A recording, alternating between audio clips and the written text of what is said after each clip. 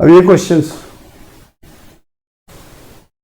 Questions previous years में पूछा था, बहुत ही ये थोड़ा सा अलग से है, आपके किसी बुक में भी नहीं है। आपका और सरवाल का बुक हो चाहे एनसीईआरटी का बुक हो, उसमें इस तरह के क्वेश्चंस नहीं पूछे गए। आपका जो new book exemplar 10th NCERT का एग्जाम्पलर्स जो बुक है, उसमें इस टाइप के क्वेश्चंस दिए गए हैं, लेकिन सेम टू सेम ये क्वेश्चंस नहीं है। तो ये इस क्वेश्चंस में थोड़ा सा लॉजिक है, उस लॉजिक को हम समझेंगे और इसको बनाएंगे। बहुत इजी क्वेश्चन है, इसकी वैल्यू क्या आएगी यही से आपको निकालना है। ये आपका ऑब्जेक्टिव में क्वेश्चन आया हुआ था पिछले साल बोर्ड में, तो ट्रिग्नोमेट्री से रिलेटेड है क्वेश्चन। तो इसका हम सोल्यूशन देखते हैं कैसे बनेगा। ये इसको कैसे बनेगा इस चीज़ को आप लोग देखिए। ये बहुत ही इजी क्वेश्चन है, लेकिन ये एक जो है इस बार आ चुका है। यहाँ गिवन में जो दिया हुआ इस चीज़ पर ध्यान देते हैं। Given year sin x plus sine square x is equal to 1 है, तो इसको उधर ले जाइए ना। तो साइन x है यहाँ पे, sine x is equal to क्या निकल के आएगा, इसको 1 साइन स्क्वायर को उधर ले जाते हैं तो 1 माइनस साइन स्क्वायर x होगा। तो sine x is 1 minus sine square x is equal to cos square x हो गया। अब यहां पे देखो मैं इसको क्या लिख सकते हैं, यहां पे क्या लिखा जा सकता है इस चीज को ध्यान दीजिए। साइन के टर्म में लिखते हैं तो यहां पे 8 cos x to the power 8 है, तो इसको हम क्या लिखेंगे, इसको हम लिख सकते हैं कि cos square x to the power 4 लिख सकते हो। अब यहां पे cos square x is equal to क्या है, साइन x है, तो इसको हम क्या लिखेंगे, यहां पे जो होगा वो क्या हो जाएगा, साइन के पावर 4x। अब यहां इस टर्म को हमने साइन के टर्म में लिखा। अब यहां पे इस टर्म को लिखिए, इस टर्म को लिखने का प्रयास करते हैं। तो cos टू द पावर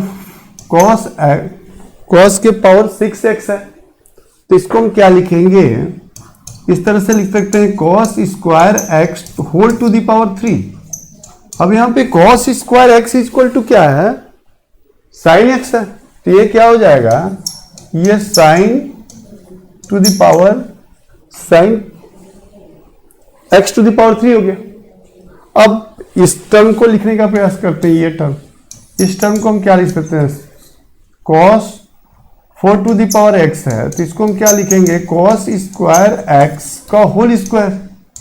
तो cos square x is equal to यहां से क्या हो जाएगा, ये हो जाएगा आपका साइन स्क्वायर x। अब जिसकी वैल्यू हमें फाइंड करनी है, इसकी वैल्यू हमें फाइंड करनी है, इसको हम ले लेते हैं। तो यहां पे क्या है, cos to the power 8x plus 2 cos to the power 6x plus cos to the power 4x है। अब इसको सबको जो है, सबका वैल्यू, इसका वैल्यू भी साइन में हमने वहां पे कन्वर्ट कर दिया है, साइन के टर्म में, इसका भी वैल्यू हमने साइन के टर्म में कन्वर्ट कर दिया है, और इसका भी वैल्यू हम साइन के टर्म में कन्वर्ट कर दिया है। तो वही वैल्यू यहाँ पे पुट करते हैं। अब पुट करके इसके वैल्यू को फाइंड कर देते हैं क्या होता है। तो जब इसको हम इसके जगह पे हम ये चीज लिख सकते हैं यहाँ पे, तो ये क्या हो गया, साइन की पावर 4x प्लस 2। यहां पे cos to the power 6x को हम क्या लिख सकते हो, यहां पे हम लिख सकते हैं कि sign to the power 3x।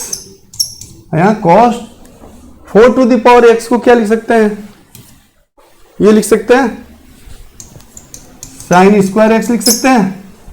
बोलो अब क्या करेंगे, अब यहां पे हम इसको आइडेंटिटी a प्लस बी का होल स्क्वायर की आइडेंटिटी में इसको ब्रेक करते हैं और देखते हैं क्या हो रहा है।